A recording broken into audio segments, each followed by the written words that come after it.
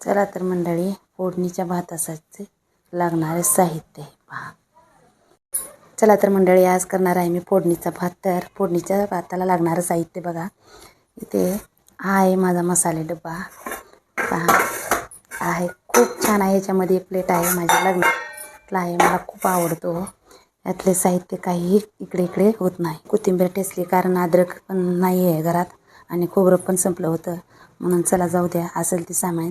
लिंबू आहे, वाटाणे घेतलेत सोललेले, आणि तांदूळ घेतला आहे स्वच्छ. इथे कांदा आहे, टोमॅटो आहे, घरचाच कढीपत्ता आहे, दालचिनी आहे, आणि तेजपत्ता, कोथिंबीर, आणि मॅगी मसाला आणि खडे मसाले. आणि इथे आहे कुकरमध्ये तेल गरम झालेलं आहे. तर चला मंडळी, आज आपण करूया फोडणीचा भात. तर पहिल्यांदा टाकते जिरी मोहरी. मला फोडणीचा भाताला खिचडी म्हणून वाटत नाही, कारण सगळेजण खिचडी म्हणतात, पण मला खिचडी हा शब्द वापरू वाटत नाही, कारण आम्ही माळ्याचा आहोत. खिचडी म्हणलं की मला काहीतरी वेगळं वाटतं, म्हणून मी खिचडी कधीच म्हणत नाही, आणि माझी मुलं पण म्हणत नाही.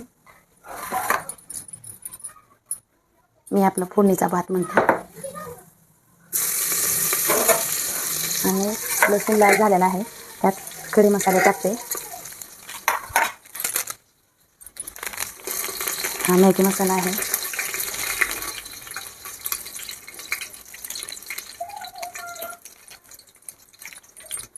हा तेजपत्ता आणि दालचिनी पण टाकते त्यात. वास खूप छान यायला त्यात.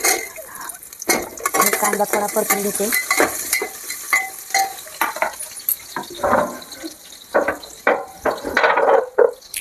आता सध्या वाटाण्याचं सीजन आहे मंडळी, त्यामुळे वाटाणे ओले टाकले की खूप छान लागतो भात. नंतर कांदा थोडा लाल झाला, त्यात टाकू टमाटर आणि कढीपत्ता टाकायचा राहिला माझ्याकडं. आपल्या दारातला आहे, आपल्या अंगणात झाड आहे कढीपत्ता, खूप मोठा आहे.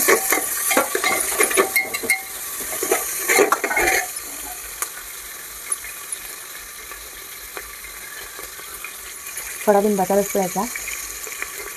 हे मी उरसातनं घेतले आमच्या, खूप छान आहे, माझ्यात नव्हतं. आमचा साधा असतो भात.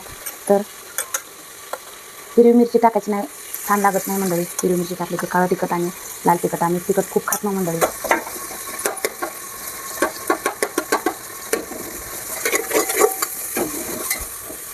नंतर टाकू आपण मॅगी मसाला.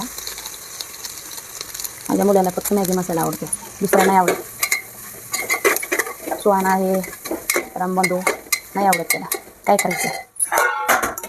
हे पहा माझा मसाला डबा, खूप मला आवडतो. नंतर टाकू आपण वाटाणे. वाटाणे मस्त लागतात त्यातले, कारण उकळलेले असतात ना. शेंगदाणे मला नाहीच आवडत. नंतर टाकू धुतलेले तांदूळ.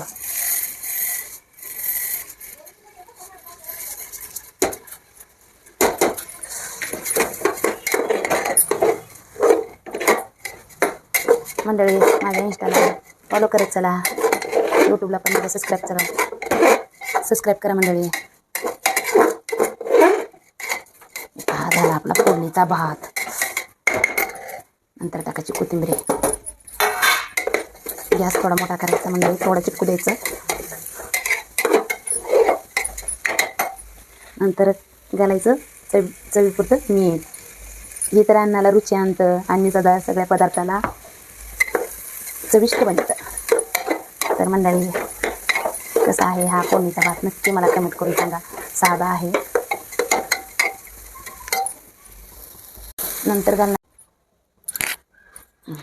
बायकांची नेहमीची सवय, आधी आपण चव घेतल्याशिवाय दुसरीकडे जेवण जाणार नाही.